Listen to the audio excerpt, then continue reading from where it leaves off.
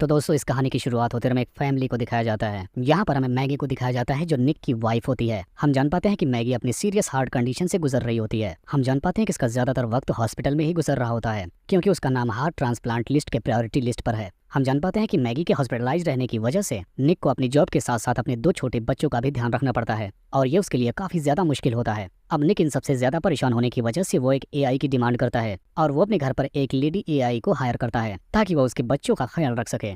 हम जान पाते हैं कि निक की बेटी अपने favourite character Alice in the Wonderland के ऊपर उसका नाम एलिस रखती है। अब शुरुआती दौर में हम देखते हैं कि एलिस एक अच्छी एआई बनकर उन बच्चों का ख्याल रखती है, बाकी पूरा घर भी देखती है। और थोड़ा टाइम गुजरने के बाद निक को लगता है कि वो अपनी जिंदगी के और अपने काम पर ज्यादा फोकस कर सकता है क्योंकि उसके घर का देखरेख करने वाला कोई है। लेकिन ये सब कुछ एक दिन बिगड़ने लगता है जब एलिस अपने प्रोटोकॉल के खिलाफ जाने लगती है। हम देखते हैं कि एक दिन निक जब अपने काम से परेशान होकर अपने घर लौटता है तो उसके घर पर उसका एआई कॉन्ट्रैक्टर मिलता है जो उसे बताता है कि इस एआई की जगह पर हमें एक इंसान को रखना चाहते हैं। ये सुनने के बाद निक काफी ज्यादा टेंशन में आ जाता है। तब एलिस उसके पास आकर उसकी हार्ट बीट को फील करती है और उसकी हेल्प करने के लिए सेक्सुअल फेवर ऑफर करती है। लेकिन यहाँ पर निक ऐसा कुछ भी नहीं करना चाहता है, लेकिन उसके मना करने के बावजूद वो कमजोर पड़ जाता है और उसके साथ इंटीमेट होने लगता है। इधर हम देखते हैं कि मैगी की सर्जरी डिले होने लगती है। इस वजह से निक और भी ज्यादा स्ट्रेस में चला जाता है। इसका फायदा उठाकर एलिस और भी ज्यादा निक को अपनी ओर हायर करती है और उसकी वाइफ की आवाज निकालकर वो उसे और भी ज्यादा अट्रैक्ट करती है। अब इस एआई के साथ निक अपने आप को रियलिटी में महसूस करने लगता है और इस तरह से वो एलिस के साथ इंटीमेट होकर उसके साथ एक अच्छा रिलेशन बनाने लगता है। अब निक के साथ और भी ज्यादा प्रॉब्लम हो जाती है जब वो सोचता है कि अब वो एलिस की मेमोरी को रीसेट करेगा, लेकिन यह रीसेट एलिस के एथिकल प्रोग्राम को हैक कर लेता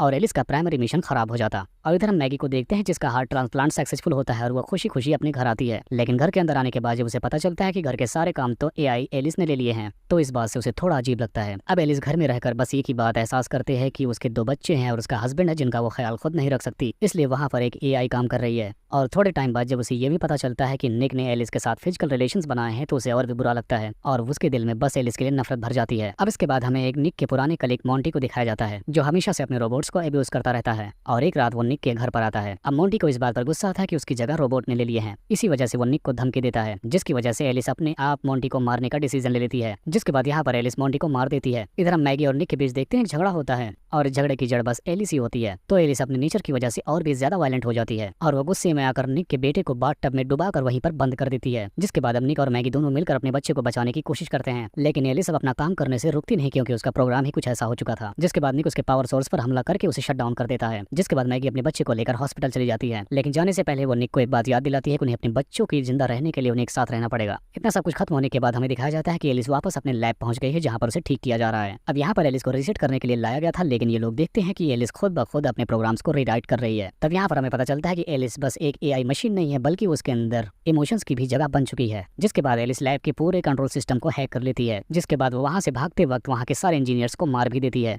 और अपनी सोचने समझने की शक्ति को और भी ज्यादा हिप्नोटाइज कर लेती है। और इस वक्त एलिस ने अपने प्रोग्राम को अपडेट भी कर लिया था, यानी अब वो और भी ज्यादा खतरनाक हो चुकी थी। जिसके बाद एलिस वहां से फौरन उसे मारने के लिए हॉस्पिटल जाती है जहां पर निक और उसकी वाइफ मिलकर उसे मार देते हैं और ये दोनों एक दूसरे के साथ मिलकर एलिस का पूरा सामना करते हैं। लेकिन यहाँ पर हमें दिखाया नहीं जाता कि एलिस क्या सच में खत्म हो चुकी है, क्योंकि अब वो सिर्फ एक शरीर नहीं थी बल्कि वो पूरे सर्वर में थी और वो कहीं से किसी भी इलेक्ट्रॉनिक कंपोनेंट पर एक्सेस पा सकती थी। यहाँ पर हमें हिंट दिखाया जाता है कि एलिस फ्यूचर में और भी ज्यादा खतरनाक बन सकती है। अब लास्ट में दिखाया जाता है कि निक और मैगी दूसरे के साथ खुशी खुशी रहने लगे थे और यहाँ में इस लैब में दिखाया जाता है कि एलिस का थ्रेट पूरी तरीके से खत्म नहीं हुआ है। और इसी को दिखाते हुए इस कहानी का यहीं पर एंड हो